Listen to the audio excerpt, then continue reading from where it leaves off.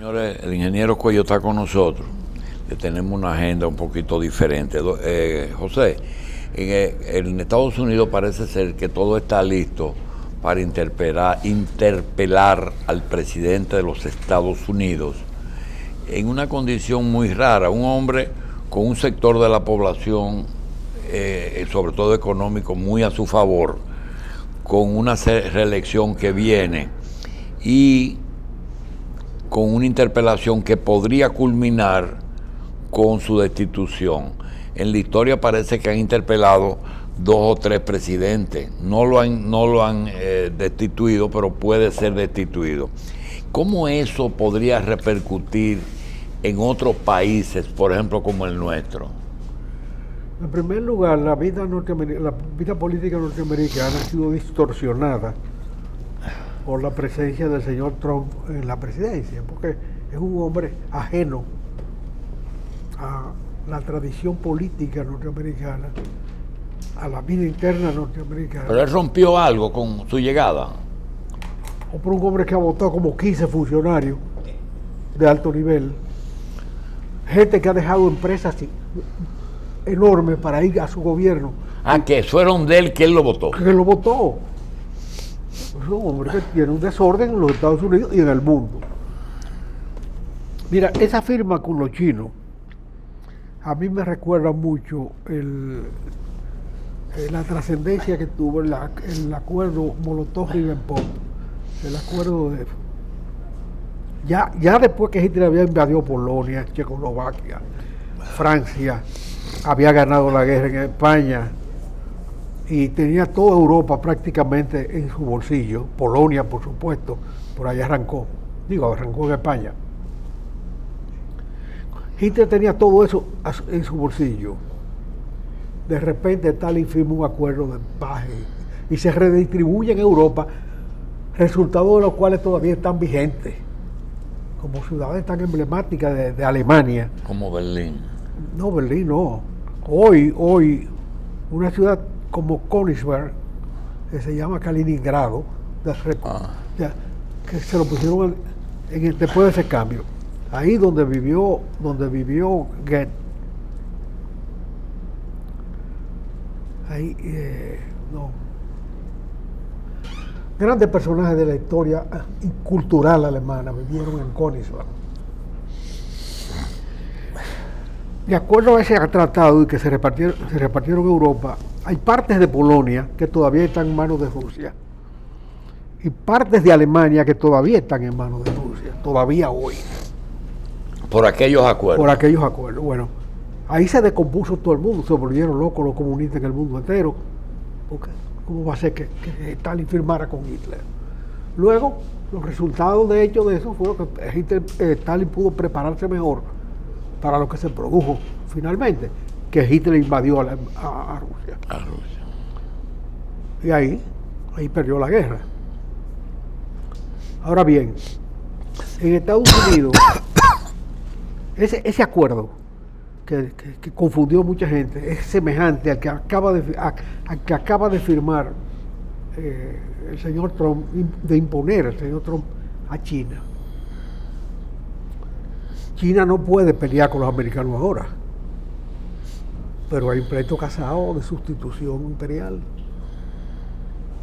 Es la hora de China en la humanidad.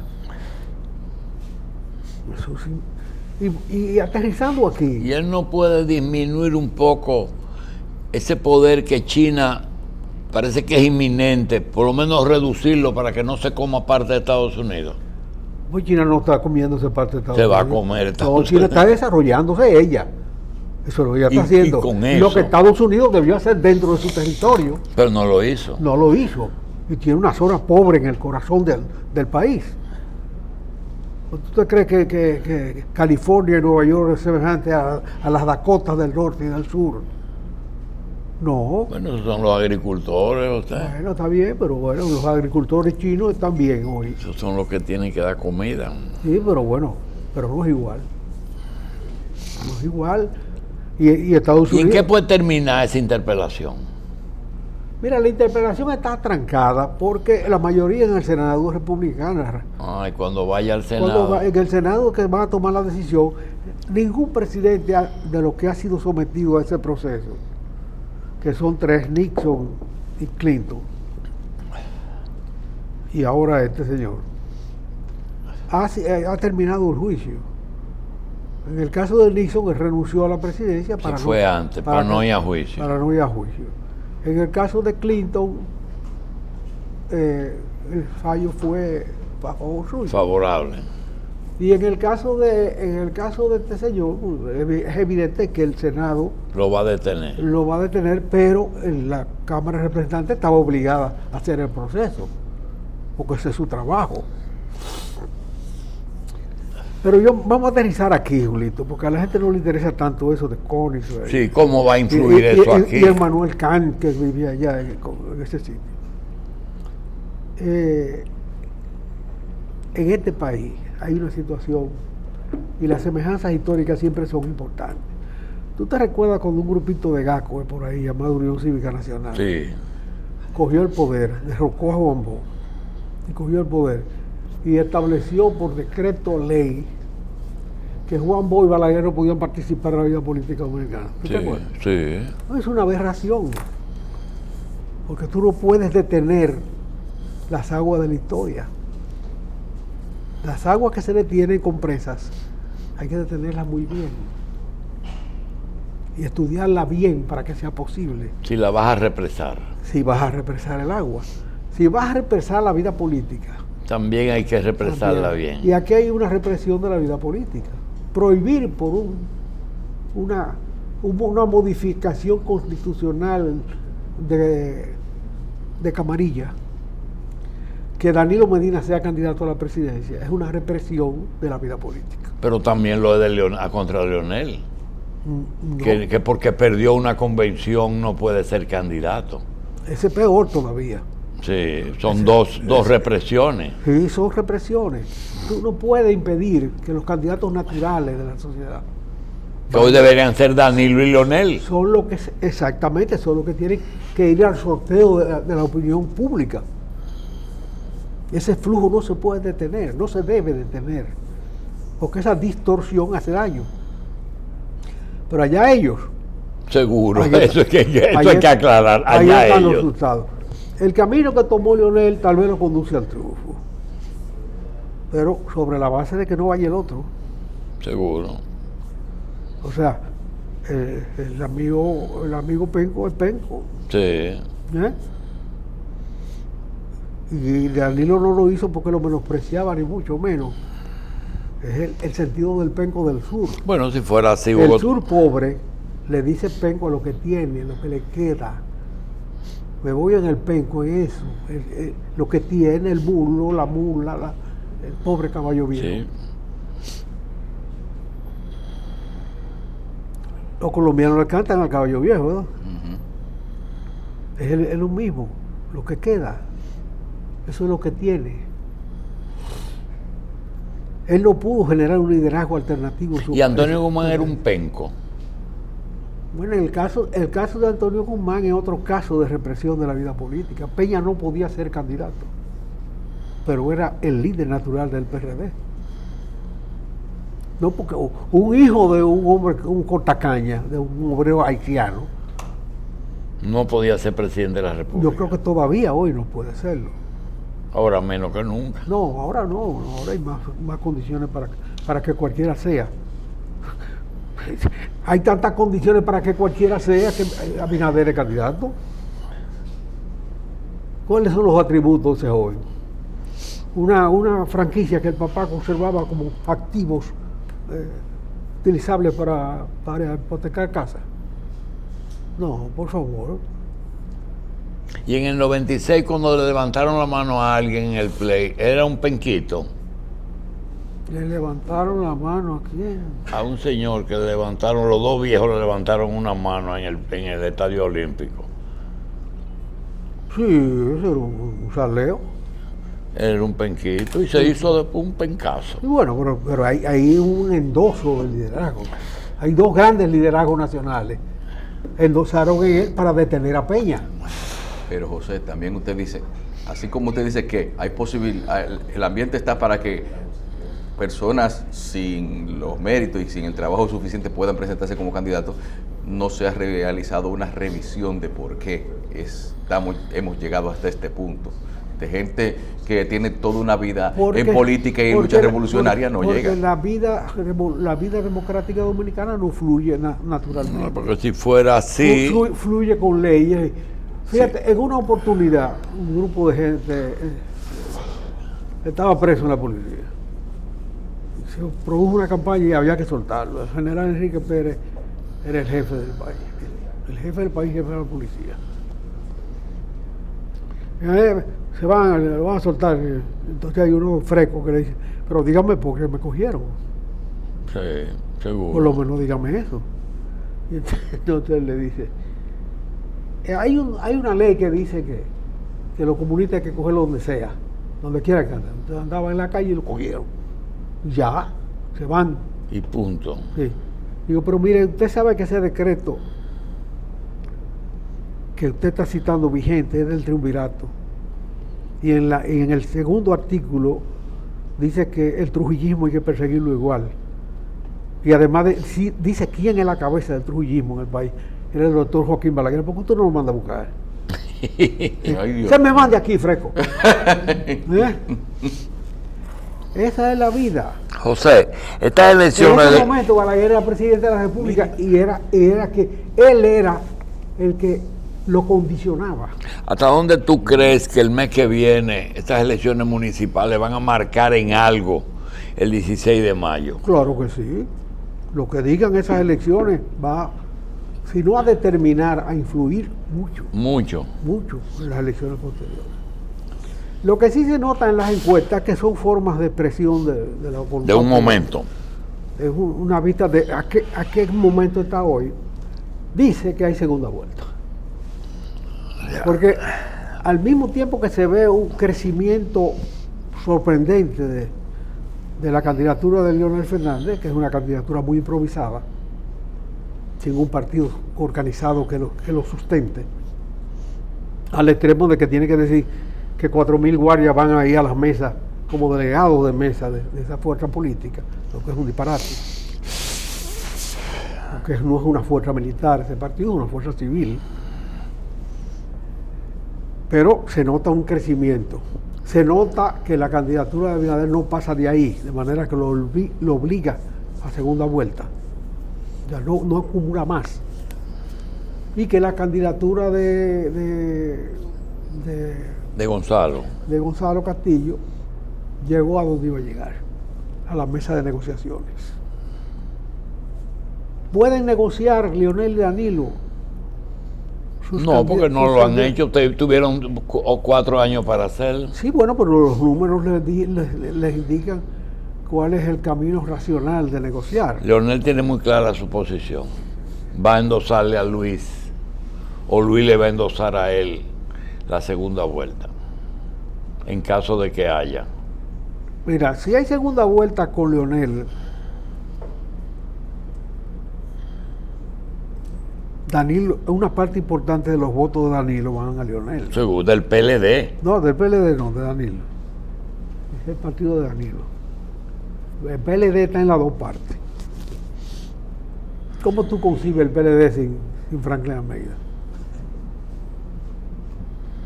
Sin Rafael Albuquerque. No. Tampoco sin Euclides. Y sin Fadul. O sea, el PLD es una fuerza que tiene sus cabezas y sus líderes muy definidos. Yo me recuerdo una vez que abogado Pepín le quitó el partido a la Jaraburgo. Y él dijo, pero ¿cómo ustedes pueden concebir el PDP sin la Jaraburgo? Ajá. Son partidos muy personales. Pero en el PLD hay una serie de ungidos por Juan Bosch que pueden salir y volver. Rafael Albuquerque fue expulsado por Juan Bosch del PLD. Y tan pronto llegó el PLD al poder, Leonel lo llama y lo reincorpora. Una vez un político dijo que los vientos soplan de tal o tal forma, pero antes de eso, yo quería que tú me recuerdes el episodio en Francia, mientras Fouché era ministro de lo Interior, cuando instaló a Napoleón. Eso no fue cuando Napoleón retornó. Cuando Napoleón retornó hubo muchos elementos semejantes, múltiples. Pero el Fouché de Stefan Zweig, es el que narra como todo lo que él narra, con brillantez y precisión, el momento en que Napoleón, que ya era general del ejército francés, el más joven de los generales del ejército francés, retorna victorioso de una campaña de expansión de la Revolución Francesa, no del imperio francés, sino de los conceptos de la vida democrática francesa. Retorna a París lleno de gloria temprana. Y Fouché, ministro del Interior... ¿Cuál fue la razón por la que Francia, habiendo triunfado y ser el padre de la democracia de esa época, se le ocurre invadir otras naciones? Tú invades para que no te invadan. Ah, para que no te invadan. Ellos habían... Eso es instinto de conservación. Ellos habían decapitado testas coronadas. Ya. Eso era un delito mayor en la Europa imperial. Decapitaron unos reyes. Decapitar a los reyes no era cualquier cosa. Y eso hizo que muchos países se reformaran democráticamente. Y ahí viene el concepto de el despotismo ilustrado, donde los déspotas ilustrados hacen las transformaciones para que ellas no vengan desde abajo. Y cuando mataron al archiduque, que fue la Primera Guerra Mundial, realmente era un personaje que era un motivo suficiente, así, para una guerra. Todavía en ese entonces, decapitar a un monarca o una persona de la realeza podía motivar una guerra, o eso fue un pretexto. No, lo que pasa es que eso era un conflicto donde es otra etapa de la historia. Sí. Muy distinta, pero era un conflicto que determinaba algo que arranca en esa guerra, que es la caducidad del imperio de los Habsburgo en Europa. Desde el siglo XVI, con Carlos V, primero de España, el quinto de Alemania, los Habsburgo dominaban toda Europa. Nosotros le damos poca importancia a aquello porque nacía América al mismo tiempo. Y eso conllevó que toda la conquista americana y todos los recursos de América que España de manera prominente administró, pero que tuvo que compartir con Inglaterra y con Francia, que se lo peleaban en los mares hasta metidos de piratas o corsarios, todos esos recursos se dedicaran al conflicto europeo. Durante 5 siglos, 4 siglos, estuvo Europa peleando por condados, ducados y cosas de ese tipo. En el momento que matan el príncipe aquel, que era un Habsburgo, el tema de la división territorial de Yugoslavia era sumamente importante, como fue hasta el otro día, hubo una guerra ahí terrible de imperios. Ahí estaba Estados Unidos, ahí estaba Inglaterra, ahí estaba Francia, ahí estaba todo el mundo. Sí, pero ese es el origen de la primera. Guerra de ahora. Yo lo que quiero es terminar el cuento de Fouché. El asunto es que Napoleón llega y el directorio está muy descompuesto, el directorio de esos gobiernos que se establecían. El Consejo de Estado se llamaba el directorio. Exactamente, un Consejo de Estado, un triunvirato. El triunvirato es una palabra que viene de allá, que lo tomaron ellos de Roma y de ahí se traslada aquí. El Fouché, ministro de Interior, conoce toda la vida política. Pero en Rusia, en la nariz de nosotros, Putin sale de ahí mismo. Putin, ¿de dónde sale Putin? De la seguridad. La seguridad era la única que conocía la realidad de Rusia. la única que iba a gobernar Rusia. Pero no fue el primer gobierno que surge de la seguridad, había otro también. Pero claro, el ministro de Seguridad de muchísimos años fue gobernante de Rusia. Sí. De manera y de Estados Unidos. Brezhnev, no, No, Brezhnev, no. el otro. Bueno, en Estados Unidos, el primer. Bush El padre. primer Bush. Bush padre Bueno, eso muy bien. fue CIA y fue embajador en China. Conocía el problema. Bueno, el asunto es que Fouché es el personaje emblemático de esa realidad, de ese mecanismo de la vida política, que es que los cuerpos de seguridad tienen una vocación de poder más allá de su trabajo. Pero tu amigo, el loco aquel, traficante no, pero consumidor de droga, Moncho. ¿eh? No, Moncho. Moncho Enrique. Moncho Enrique. No decía, yo soy el segundo hombre de este país. Sí. Tú me lo contaste tú. Sí, él decía, ¿Eh? yo mando muchísimo. Yo soy el segundo hombre, después Balaguer soy yo. Decía él, ¿verdad? Sí. Es un loco, pobre diablo, borrachón, drogadicto. Fouché no tenía debilidades de ese tipo. Fouché era un hombre, primero fue cura. Y después dirigió la Revolución Francesa. Y llegó a ser el ministro de Interior del directorio. Y llama a Napoleón. Lo llama de dónde estaba Napoleón. Porque estaba en Francia, en París. Pero no estaba preso, ¿verdad? No, que preso ni nada. Es cuando te cogen preso y te ponen en el poder prácticamente.